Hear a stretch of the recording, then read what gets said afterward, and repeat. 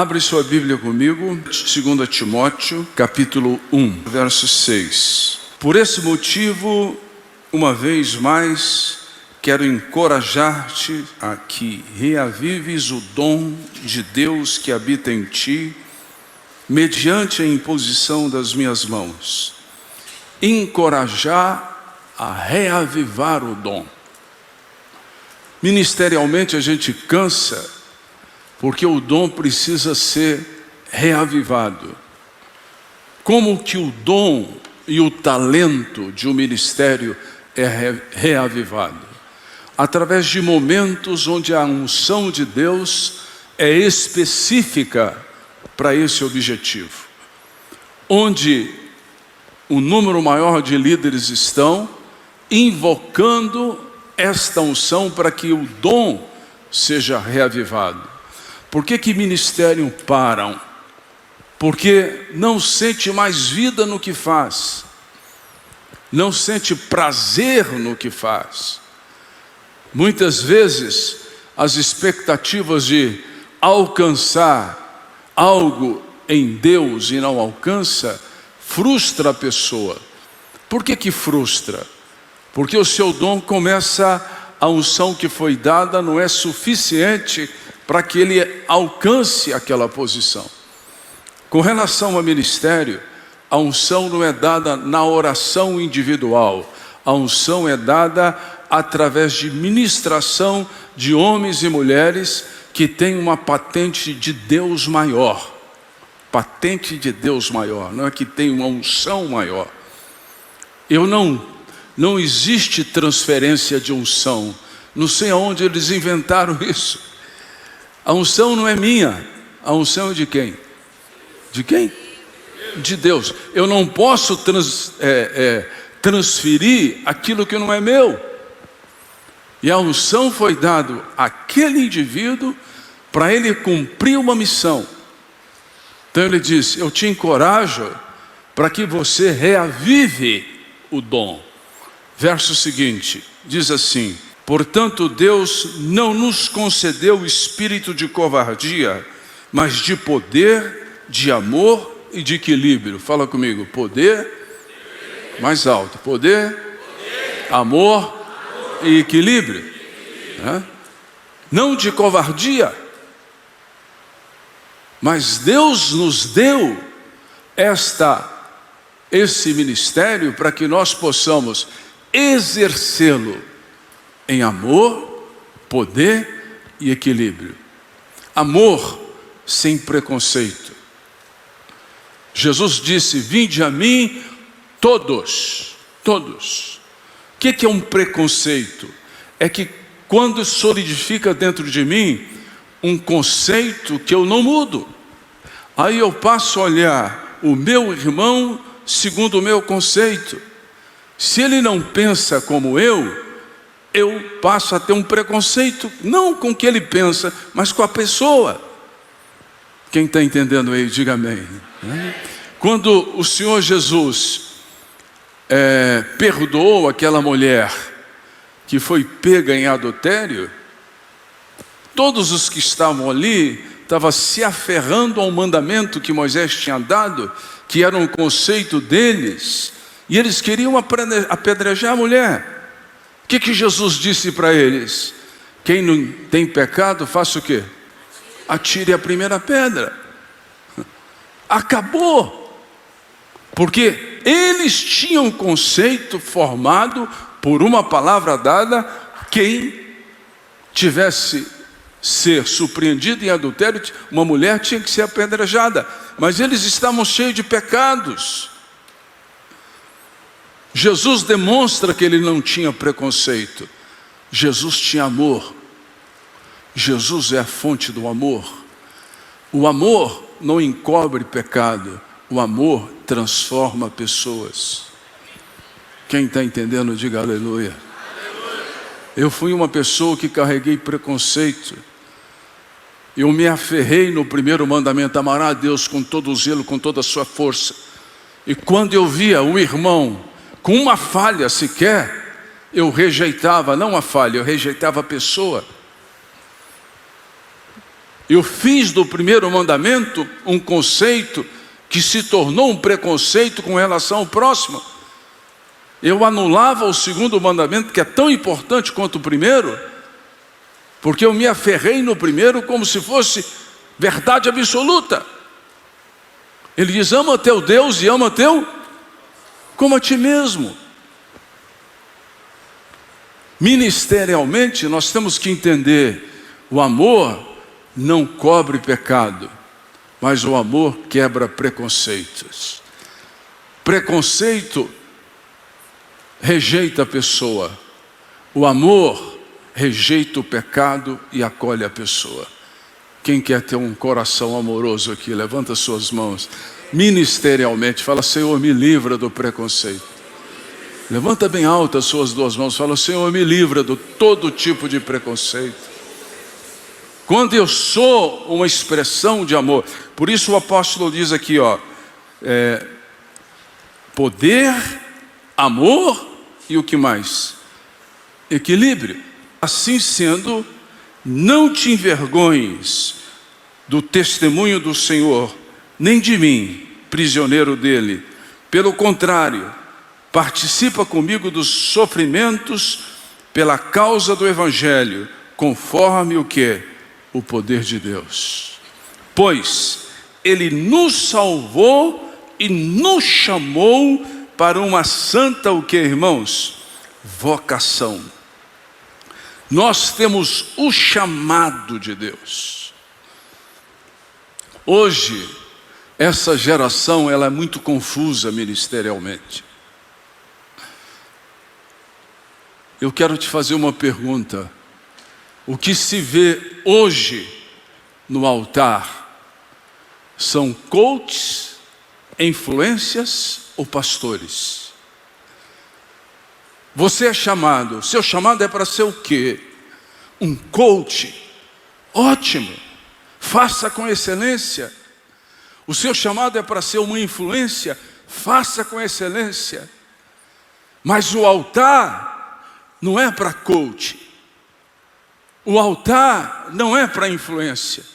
O altar é para pastores. Para quem foi chamado para ser pastor. Qual é a missão de um coach? Põe aqui para mim. Coach ajuda a definir objetivos, metas a serem alcançadas, desenvolvimento de habilidades, estratégias para alcançar resultado. Isso está sendo misturado com o altar. É uma verdade? É uma verdade. Precisam ter coaches, mas não no ambiente santo do altar. Isso não é ministério, é profissão. É uma profissão errada? Não. É uma profissão digna? É. Mas não é ministério.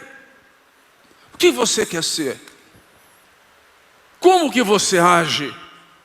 Como que essa geração age? O que se vê nas igrejas? O que se vê nas estratégias para alcançar objetivos? A igreja não é uma empresa. Isso é bom para a empresa. A igreja não tem CNPJ, a igreja não tem dono. A igreja é corpo de Cristo e o dono dela é Jesus Cristo. A igreja não precisa de coach. Está cheio de coach, uma geração de coach subindo no altar, trazendo confusão à mente das pessoas que ouvem. O que é que você quer?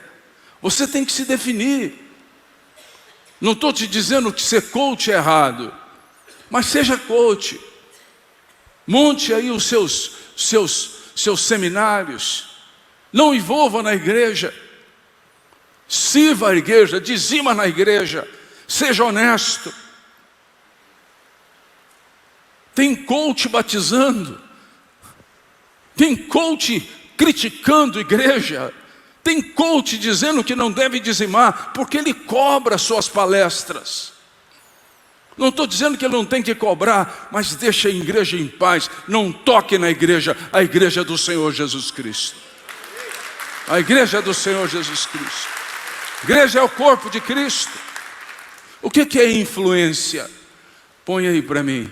Produz conteúdo, exerce influência sobre opiniões. Quando é positivo é maravilhoso. Quando é podre é do inferno. Se a influência é positiva, ótimo. Se influencia princípios bons, maravilhoso. Mas se influencia princípios imorais, violentos, princípios que destroem, são mensageiros do diabo, têm que ser rejeitados por nós. O que você quer ser? Você está atrás de curtida? Ou você está atrás de ovelha? O que nós somos? Que confusão é essa? Ouça, celebridades não edificam igrejas.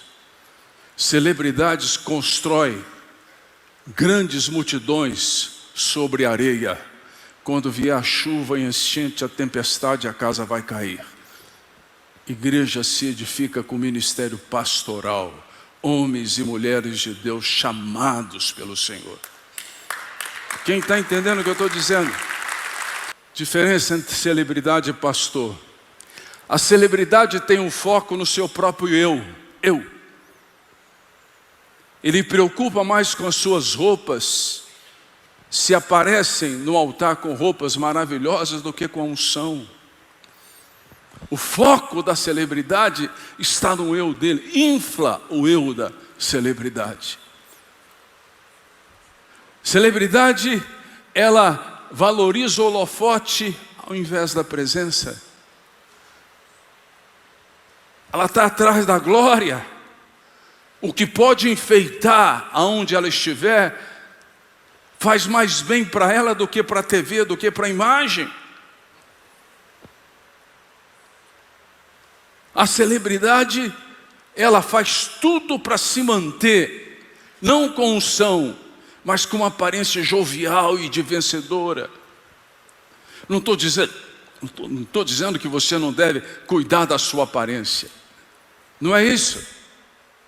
Tem gente que é celebridade, mas não tem um coração nisto.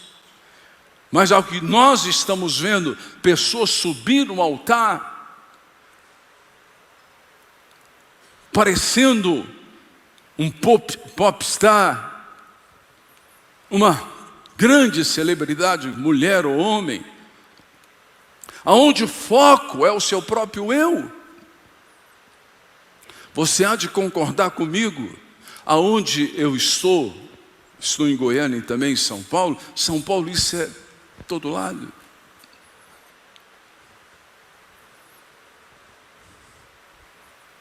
O que você quer? Você está aqui por quê? Porque te obrigaram? Vem não. Vem não. Você está aqui por quê? O que te move estar aqui? O status? Vem não. Vem não. Mas se o chamado te move, você está no lugar certo. Se está aqui porque você está dizendo sim ao Senhor, você está no lugar certo. A glória de Deus vai vir sobre você de uma maneira muito especial. Celebridade, seu desejo é ser servido e admirado. De vez em quando eu vejo, tem mais segurança em volta da celebridade do que público.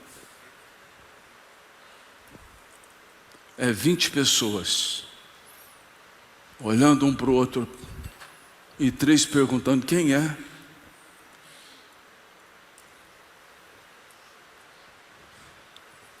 O que você quer? Você quer ser um pastor assim? Aqui não é o seu lugar. Você tem esse coração? Aqui não é o seu lugar.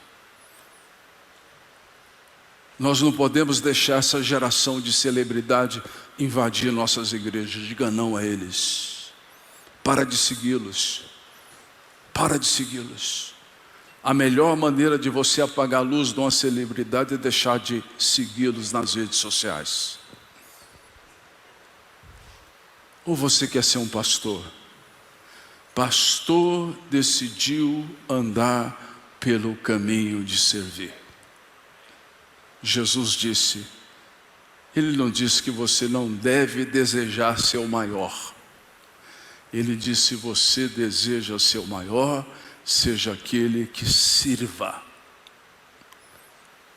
O caminho é inverso. O caminho é inverso. Ele diz, os governadores desse mundo sobe o poder pela força, mas vocês não são assim. O filho não veio para ser servido, o filho veio para servir. Se você quer ser o maior, e esse texto está no momento em que Tiago e João pediram um para sentar do lado direito e do esquerdo. Ele não disse isso, que isso não era possível. Ele disse para Tiago e João o seguinte, sentar à direita e à esquerda é para aqueles que já está definido quem são. E foram definidos pela atitude de servir. O caminho de servir. Tu quer alcançar lugares altos? Sirva. E Deus vai te exaltar. O Senhor resiste ao soberbo, mas dá graça ao humilde. É o oposto da celebridade. A celebridade quer inflar o seu eu. O servo quer esvaziar o seu eu. Ser servo não vem por um milagre, e ninguém nasce servo. Ser servo vem por uma decisão, um entendimento. Falou, Senhor, eu quero andar nesse caminho. Davi fez uma viagem agora, tinha muitos pastores. Todos eles falavam, admiro a simplicidade do seu pai. Seu pai é um servo. Deve ter nascido assim. Só eu sei. Só eu sei. O caminho de servir chama cruz. Quem quiser vir após mim, a si mesmo se negue. Pega a sua cruz cada dia e sirva. Quem quer honrar o chamado que Deus te deu, levanta as suas mãos, fala, Senhor, eu escolho este caminho. Diga alto, eu escolho esse caminho. Mais forte, fala, eu escolho esse caminho. Está entendendo o que eu estou dizendo, meu querido? Nós precisamos definir o que nós queremos. Performance de palco, tudo bem. De culto, chama servir. De púlpito, humildade. E a unção vai fluir através de nós.